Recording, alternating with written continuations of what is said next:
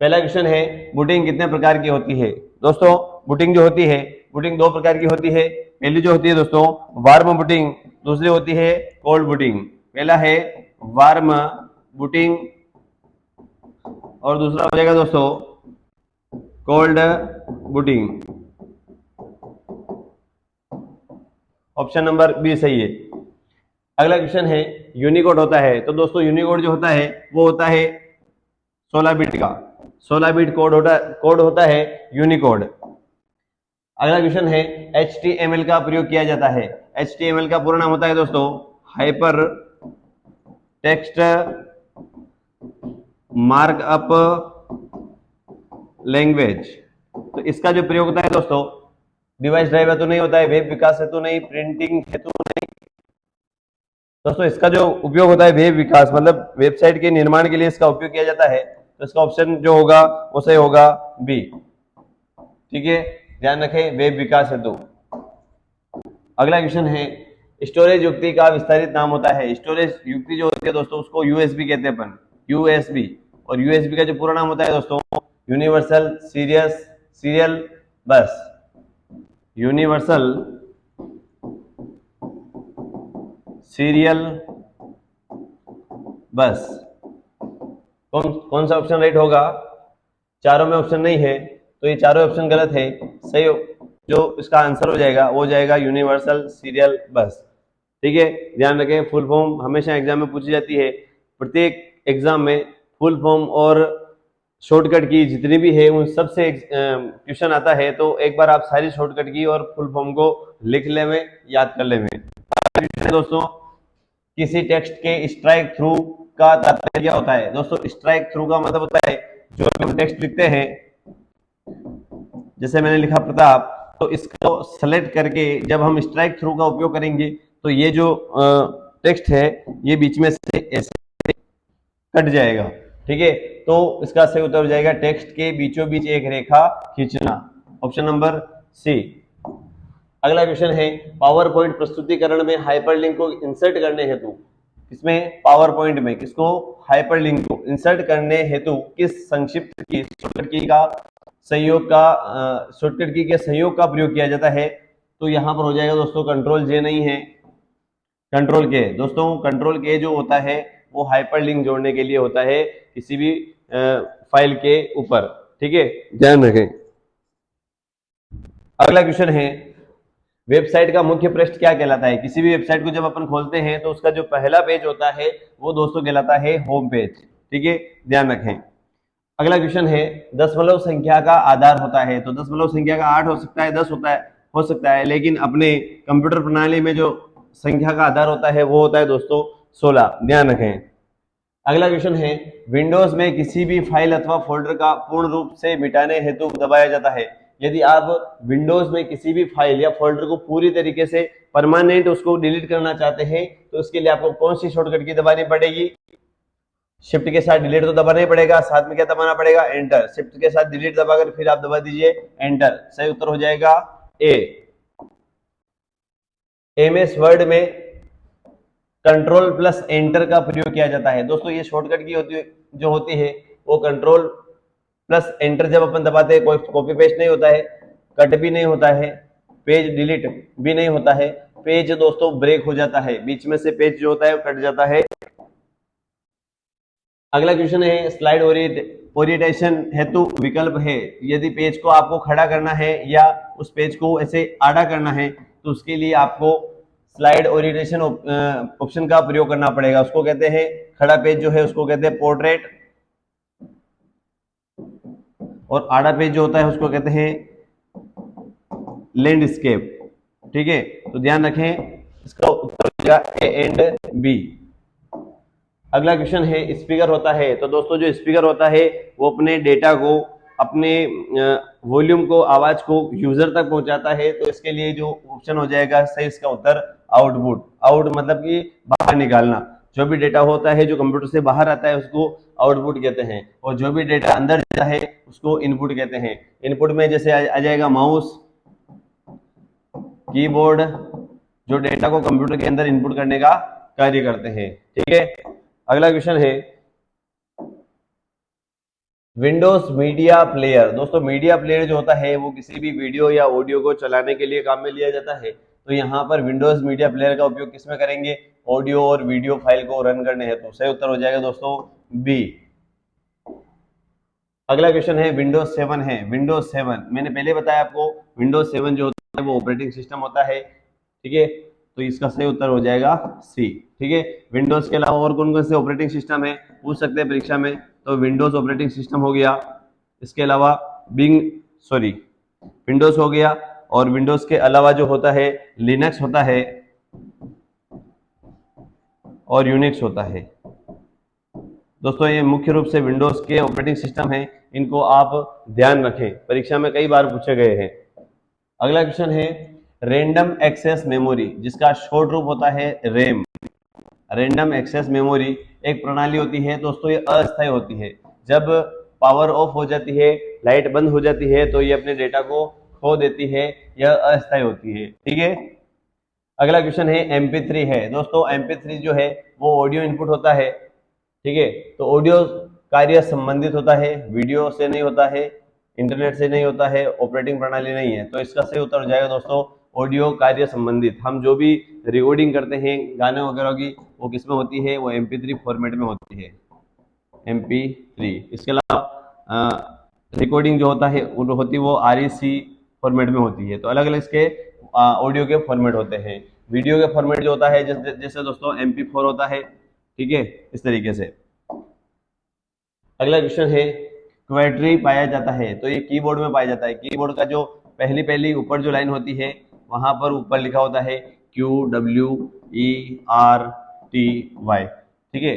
तो उस लाइन के कारण इसका जो लेआउट हो जाएगा वो किसका हो जाएगा? कीबोर्ड का हो जाएगा, ठीक है। एंटीवायरस नहीं है, ये स्क्रीन लेआउट नहीं है, माउस नहीं है, ठीक है।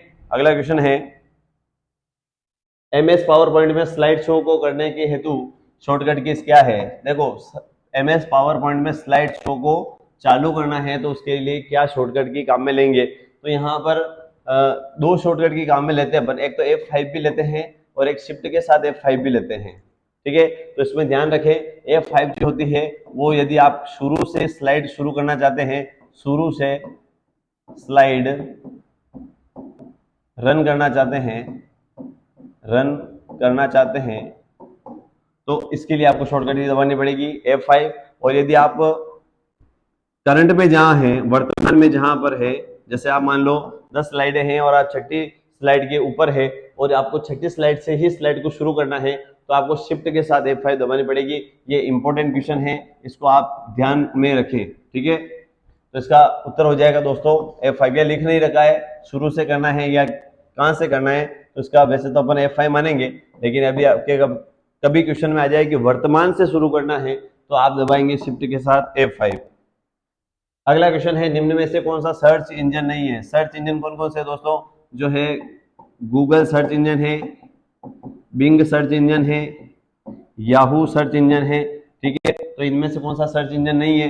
गूगल है, बिंग है, याहू है, ये नहीं है, ये एक वेबसाइट है, ठीक है। अगला क्वेश्चन है रिफ्रेश करने है तो कौन सी शॉर्टकट की का प्रयोग किया जाता है? रिफ्रेश करना है, यदि आपको कंप्यूटर लैपटॉप किसी को भी रिफ्रेश करना है तो आपको दबानी पड़ेगी दोस्तों F5, ठीक है, ध्यान रखें। अगला क्वेश्चन है MS एक्सेल में चाइनीज सेल्स का फिल्टरिंग किया जाता है। MS एक्सेल में चाइनीज सेल्स का फिल्टरिंग करना है आपको, तो आपको दबाना पड़ेगा कंट्रोल शिफ्ट के साथ L।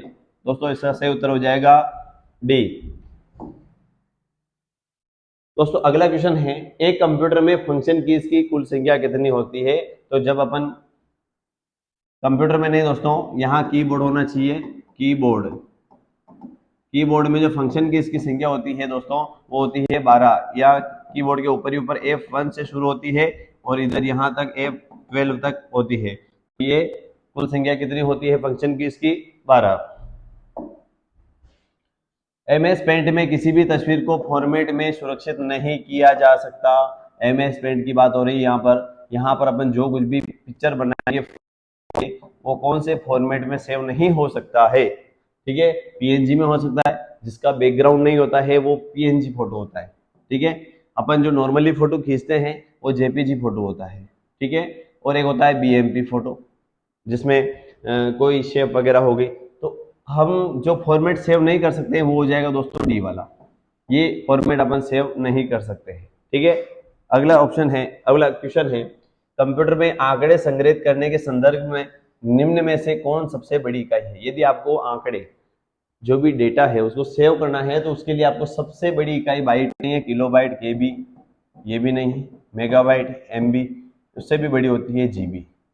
ठीक है दोस्तों, ध्यान रखें इसका 1000, यदि हम 1024 केबी लेते हैं तो वो 1 एमबी हो जाती है। ठीक है, और 1024 एमबी लेते हैं तो वह 1 जीबी हो जाती है। तो बड़ी कौन सी होगी दोस्तों, जीबी, गीगाबाइट, ऑप्शन मिलेगा डी।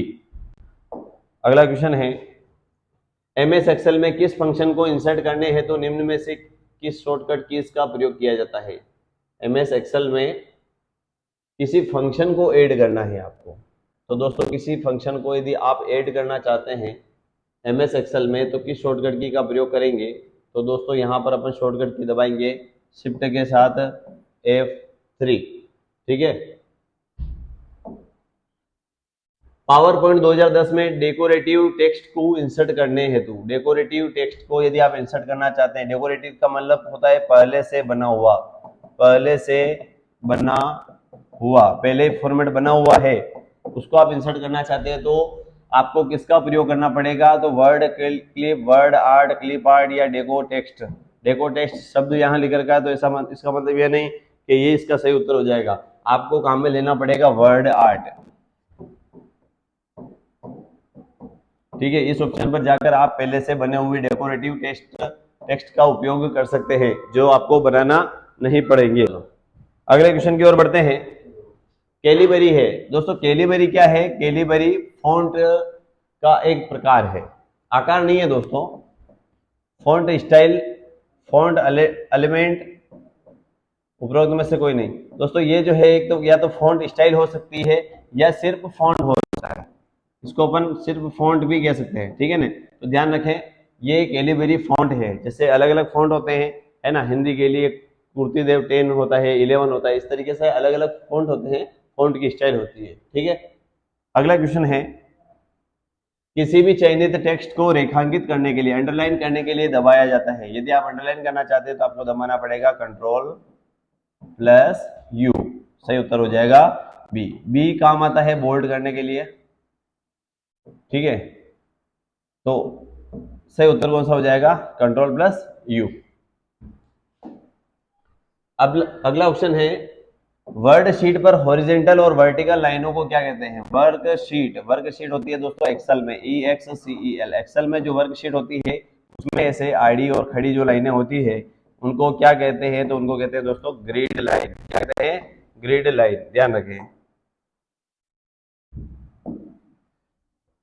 अगला प्रश्न है, कंट्रोल पैनल में कौन कौन से ऑप्शन पाए जाते हैं। कंट्रोल पैनल में कौन कौन से ऑप्शन पाए जाते हैं, तो कंट्रोल पैनल में सिस्टम और सिक्योरिटी वाला ऑप्शन होता है, बिल्कुल होता है दोस्तों। नेटवर्क और इंटरनेट होता है, बिल्कुल होता है। प्रोग्राम्स होते हैं, बिल्कुल प्रोग्राम का ऑप्शन भी होता है। तो यहाँ उत्तर हो जाएगा दोस्तों ऑल ऑफ अबव, सभी, डी ऑप्शन सही हो जाएगा इसका। अगला प्रश्न है, निम्न में से किस सर्च इंजन का विकास माइक्रोसॉफ्ट ने किया है। दोस्तों माइक्रोसॉफ्ट कंपनी ने जो सर्च इंजन बनाया है वो बनाया है दोस्तों गूगल। माइक्रोसॉफ्ट कंपनी ने कौन सा बनाया है, गूगल। ठीक है, ध्यान में रखें। एक नेटवर्क गेटवे होता है, नेटवर्क गेटवे क्या होता है, एक इंटरनेट नेटवर्किंग सिस्टम होता है, एक सुपर इंटरनेट नेटवर्किंग सिस्टम होता है, ए और बी दोनों हो जाएंगे दोस्तों, है ना। इंटर नेटवर्किंग या सुपर इंटर नेटवर्किंग नेटवर्क होता है नेटवर्क गेटवे। अगला प्रश्न है, जब आप किसी इमेज का चुनाव करते हैं तो क्या प्रदर्शित होता है। जब आप किसी इमेज का चुनाव करते हैं तो क्या प्रदर्शित होता है, तो वहां प्रदर्शित होता है दोस्तों आर्ट साइजिंग हैंडल। ठीक है, सही उत्तर हो जाएगा सी। अगला प्रश्न है, विंडोज महत्वपूर्ण फाइलों को कहाँ स्टोर करती है। बहुत इंपॉर्टेंट प्रश्न है कि जो विंडोज होता है वो अपनी महत्वपूर्ण फाइलें, जो इंपॉर्टेंट फाइलें होती है उनको कहाँ सेव रखता है ताकि वो डिलीट नहीं होवे। ठीक है, तो उसको सेव रखता है दोस्तों वो रूट डायरेक्टरी में। ठीक है ना, यहाँ से फाइलें सुरक्षित रहती है यहाँ पर। ठीक है, अगला प्रश्न है, एक्सेल में आप किस प्रकार संपूर्ण कॉलम सेलेक्ट कर सकते हैं? यदि आपको सारे ही कॉलम सेलेक्ट करने हैं तो कैसे करेंगे? कॉलम के हेडर पर क्लिक करके, बिल्कुल सही है दोस्तों। कॉलम में क्लिक करके, कॉलम में भी क्लिक करके कर सकते हैं। कॉलम कमांड पर क्लिक करके, बिल्कुल उपरोक्त सभी, तो इसका उत्तर हो जाएगा सही दोस्तों। उपरोक्त सभी ऑप्शन का उपयोग करके अपन सभी कॉलम को सेलेक्ट कर सकते हैं। निम्न में से सर्च इंजन नहीं है। सर्च इंजन नहीं है, पहले बात तो सर्च इंजन कौन कौन से होते हैं? सर्च इंजन का मतलब होता है जहां अपन सर्च करते हैं किसी सूचनाओं को प्राप्त करने के लिए। तो सर्च इंजन में दोस्तों हो जाएगा गूगल, याहू, बिंग, है ना, आस्क, बाइडू, ये सारे क्या है? सर्च इंजन है। तो यहाँ पर आस्क हो जाएगा, बाइडू हो जाएगा, गूगल हो जाएगा। सफारी जो होता है दोस्तों, सफारी वेब ब्राउजर होता है। वेब ब्राउजर का मतलब जहां इंटरनेट की सूचनाओं को खोजने के लिए जिस एप्लीकेशन का, जिस सॉफ्टवेयर का अपन उपयोग करते हैं वो वेब ब्राउजर होता है। जैसे गूगल को चलाना है या गूगल की जो कंपनी है उसका वेब ब्राउजर हो जाएगा जैसे माइक्रोसॉफ्ट एज।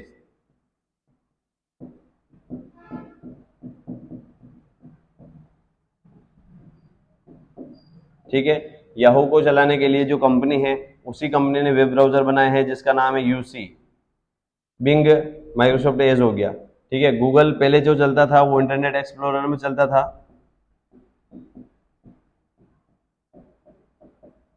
ये भी वेब ब्राउजर है। ठीक है, इसके अलावा और भी वेब ब्राउजर,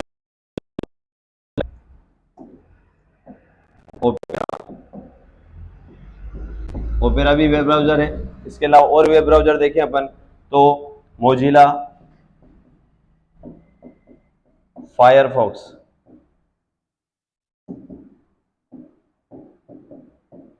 ये सब वेब ब्राउजर है। ठीक है, तो ध्यान रखें वेब ब्राउजर अलग होते हैं, सर्च इंजन अलग होते हैं। इन वेब ब्राउजर के अंदर हम सूचनाओं को ढूंढने के लिए जो सर्च इंजन इस्तेमाल करते हैं वो ये सारे सर्च इंजन है, और दुनिया में अधिकतर लोग इसी का उपयोग करते हैं। 95 से ज्यादा लोग गूगल का ही उपयोग करते हैं। ठीक है ना। अगला प्रश्न है, व्हाट्सएप का उपयोग किस कार्य के लिए किया जाता है? सभी जानते हैं व्हाट्सएप का उपयोग वीडियो कॉल करने के लिए करते हैं, टेक्स्ट इमेज भेजने के लिए करते हैं, चैटिंग करने के लिए करते हैं।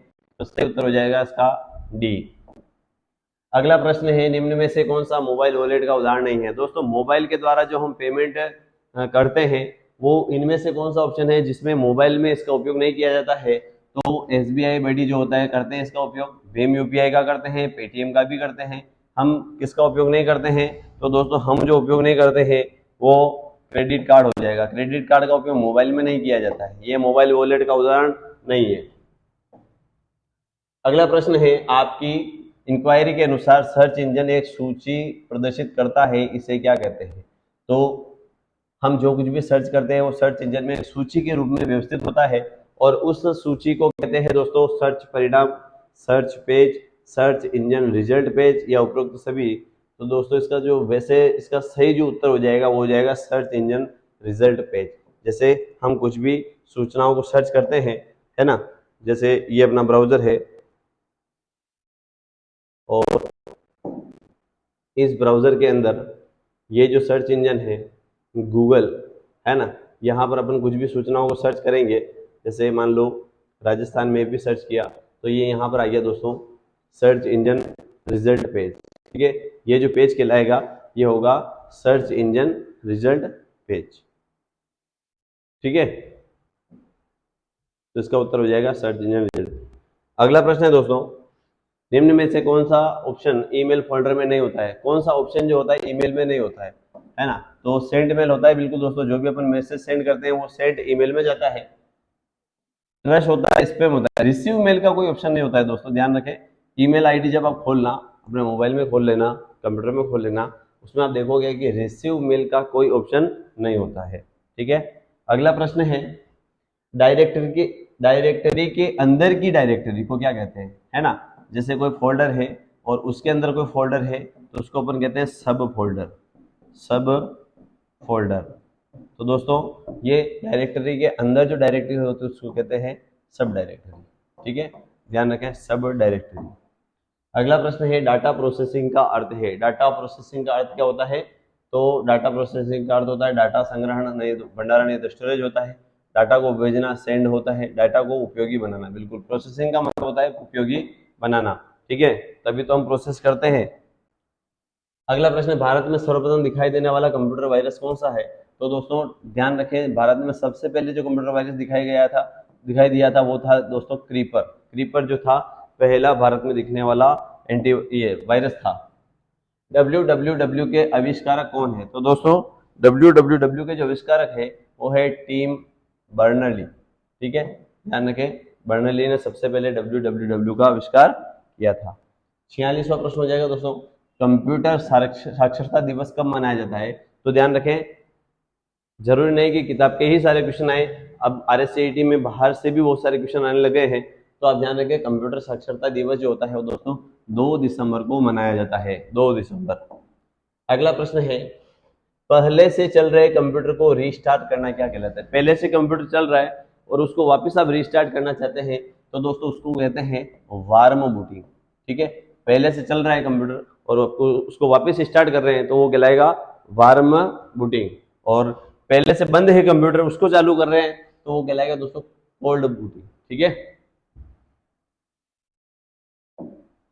अगला प्रश्न है, CPU का वह भाग जो अन्य सभी कंप्यूटर कंपोनेंट्स की गतिविधियों को कोऑर्डिनेट करता है। CPU का वह कौन सा भाग है जो कंप्यूटर कंपोनेंट जितने भी उसके साथ उपकरण जुड़े हुए हैं उनको कोऑर्डिनेट मतलब उनको चलाने का काम करता है? तो वो होता है दोस्तों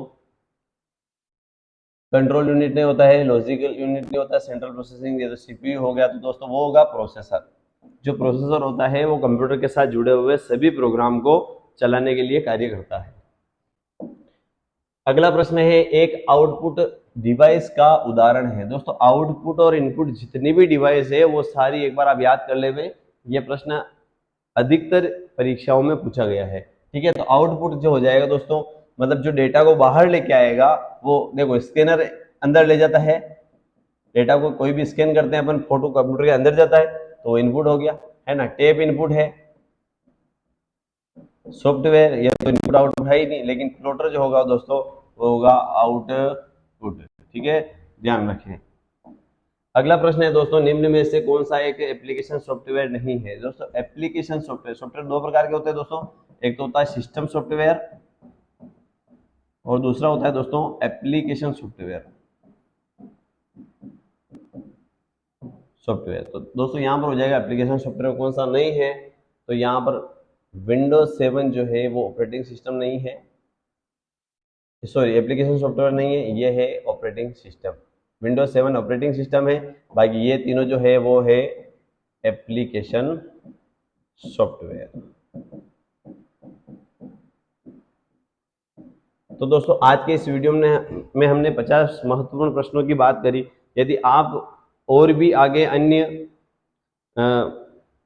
RSCET के महत्वपूर्ण प्रश्नों को देखना चाहते हैं तो आप हमारे इस चैनल को सब्सक्राइब कर लें, वीडियो को शेयर करें उन दोस्तों के साथ जो आपके साथ RSCET कंप्यूटर कोर्स कर रहे हैं या उन दोस्तों के साथ जो आपके साथ कंपटीशन एग्जाम की तैयारी कर रहे हैं। तो आज के अंक में बस इतना ही, धन्यवाद, जय श्री राम।